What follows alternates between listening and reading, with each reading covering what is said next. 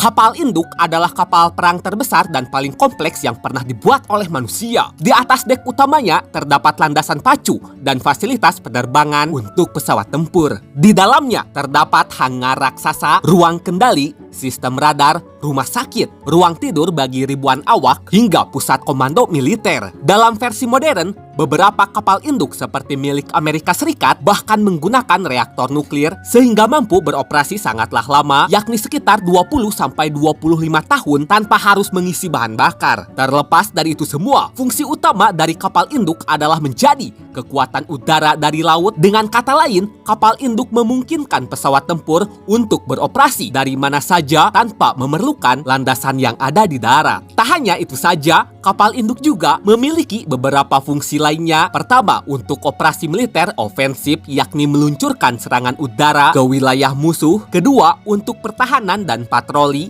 yakni menyediakan perlindungan udara bagi armada kapal lain. Ketiga, untuk operasi kemanusiaan, yakni mengirim bantuan atau evakuasi korban bencana di wilayah terpencil. Dan yang keempat, untuk unjuk kekuatan dan diplomasi militer. Artinya, kehadiran kapal induk di suatu kawasan seringkali menjadi pesan politik yang sangat kuat, yaitu kami bisa datang kapanpun. Selain fungsinya yang sangat beragam, kapal induk tentu saja memiliki kelebihan dan juga kekurangan. Untuk kelebihannya, yang pertama, kapal induk itu dapat berpindah kemanapun di dunia tanpa izin negara lain selama berada di perairan internasional. Ini menjadi salah satu kelebihannya, bukan hanya karena bebas melintas, karena bagaimanapun semua kapal memang bisa lewat di laut internasional, tetapi yang membedakan, kapal induk itu membawa kekuatan yang biasanya membutuhkan izin negara lain jika ingin menggunakannya. Nah, di laut internasional, kapal induk dapat berfungsi sebagai pangkalan udara terapung yang sepenuhnya berada di bawah kekuasaannya sendiri, sehingga kapal induk bisa meluncurkan pesawat tempur atau mendukung operasi militer tanpa perlu meminta izin pangkalan darat negara manapun. Yang kedua, bisa menjalankan berbagai misi.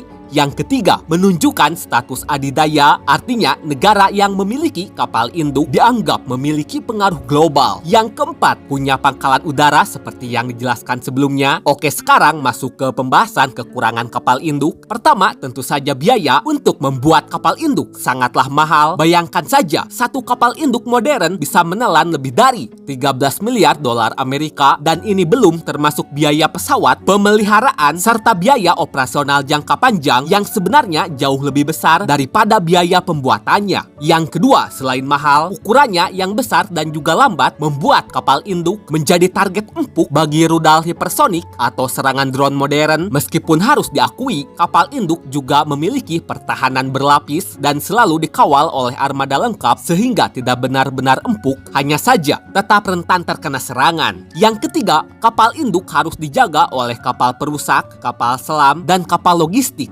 Karena tanpa penjagaan ini, kapal induk tidak dapat beroperasi secara maksimal. Yang keempat, semua sistem yang ada di dalam kapal induk sangatlah rumit. Namun jika rusak atau diserang cyber sedikit saja, maka kapal induk bisa lumpuh. Menariknya, dalam sejarah militer era modern, kapal induk menempati posisi yang sangat unik. Bayangkan saja, seperti yang telah dijelaskan sebelumnya, kapal induk itu bukan sekedar kapal perang saja, melainkan sebuah pangkalan udara yang mengapung di tengah samudera. Selain itu, sejak awal abad ke-20, terutama setelah Perang Dunia Kedua, kapal induk menjadi simbol kekuatan di lautan, alat utama untuk menguasai samudera, dan sarana untuk pamer kekuatan ke berbagai penjuru dunia. Sebagai contoh, satu kapal induk seperti USS Gerald R. Ford milik Amerika Serikat, panjangnya itu lebih dari 330 meter dan mampu membawa lebih dari 70 pesawat. Dengan kekuatan sebesar ini, sebuah negara dapat melancarkan beragam operasi di wilayah manapun di dunia tanpa harus bergantung pada pangkalan udara di darat. Namun di balik kemegahannya, kapal induk juga memiliki sisi lain yang membuatnya tidak selalu cocok bagi semua negara karena harga pembuatan, perbaikan, dan operasionalnya yang sangat mahal. Apalagi di era modern ini, banyak senjata yang bisa menyerang kapal induk. Jadi di era sekarang, kapal induk masih bisa diatasi meski tetaplah sulit. Tapi sekali lagi, bagi negara-negara besar seperti Amerika Serikat,